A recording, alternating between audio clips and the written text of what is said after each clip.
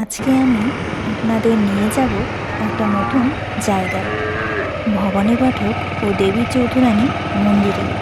চা বাগানের মাঝখান দিয়ে সুন্দর একটি রাস্তা। আমরা এখন পৌঁছে গিয়েছি মন্দিরটিতে। মন্দিরটি সত্যি অপূর্ব সুন্দর। জলপাইগুড়ি জেলার অন্তর্গত রাজগঞ্জ ব্লকের বেলাগোবা বাজার থেকে মাত্র 2 কিলোমিটার দূরে শিকারপুর চা বাগানের মধ্যে অবস্থিত সন্ন্যাসী হাট বা সন্ন্যাসী কাটা।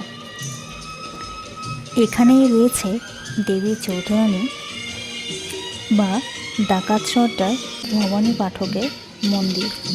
বৌদ্ধ প্যাগোডার অনুকরণে এই মন্দিরের প্রতিষ্ঠাতা ছিলেন জলপাইগুড়ির বৈকুণ্ঠপুর রাজবংশের রাজা দর্পদেব রায়গড়। সালটি ছিল 1728 থেকে 1793। মন্দিরটি এই অঞ্চলে সন্ন্যাসী বিদ্রোহের প্রভাবে শতবর্ষ ধরে ভবানী পাঠক ও দেবী চৌধুরানীকে ঘিরে একটি মিথ তৈরি করে ফেলেছে। সাহিত্য সম্রাট বঙ্কিমচন্দ্র চট্টোপাধ্যায়ের দেবী চৌধুরানী উপন্যাসের পটভূমি এই বৈকুণ্ঠপুর বনাঞ্চল।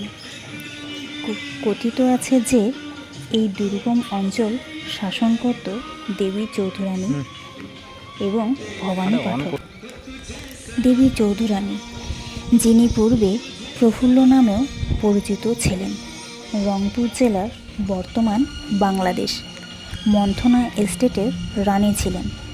যখন তার স্বামী তাকে পরিত্যাগ করেন, তখন তিনি ভবানী পাঠকের কাছে আশ্রয় নেন, যিনি এক ডাকাত দলের নেত্রী এবং রংপুরে সন্ন্যাসী আন্দোলনের অগ্রদূত ছিলেন। পরবর্তীকালে দেবী চৌধুরানী এই দলে যোগ দেন এবং বৈকুণ্ঠপুরের ডাকাত রানী হিসেবে আত্মপ্রকাশ করেন।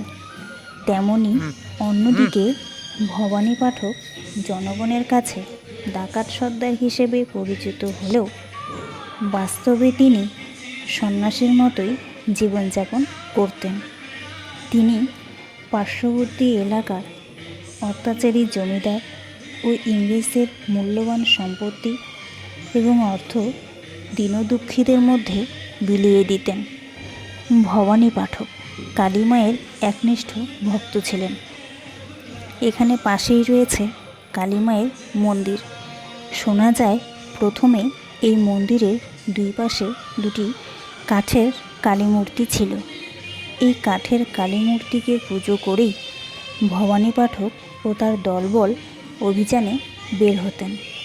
ঐতিহাসিক এই মন্দিরে কালী মায়ের মূর্তি ছাড়াও তিস্তা বুড়ি, ভবানী পাঠক, দেবী চৌধুরানী, গঙ্গা দেবী এবং সিদ্ধপুরুষ মোহনলালের মূর্তি আছে। মন্দিরের ভেতরের দেওয়ালের একদিকে বনের দৃশ্য এবং অন্যদিকে তিস্তা নদীর ঢেউ খেলানো জলের ওপর একটি ভাসমান বজরা বা বড় নৌকা আঁকা হয়েছে। জলপাইগুড়ির অনেক দর্শনীয় স্থানের মধ্যে শিকারপুর চা বাগানের মধ্যে অবস্থিত এই মন্দির অন্যতম। উল্লেখ্য, শিকারপুর ও ভান্ডারপুর চা বাগানের প্রতিষ্ঠাতা জলপাইগুড়ি বৈকুণ্ঠপুর রায়গড় রাজবংশের সর্বশেষ রাজা প্রসন্নদেব রায়গড়।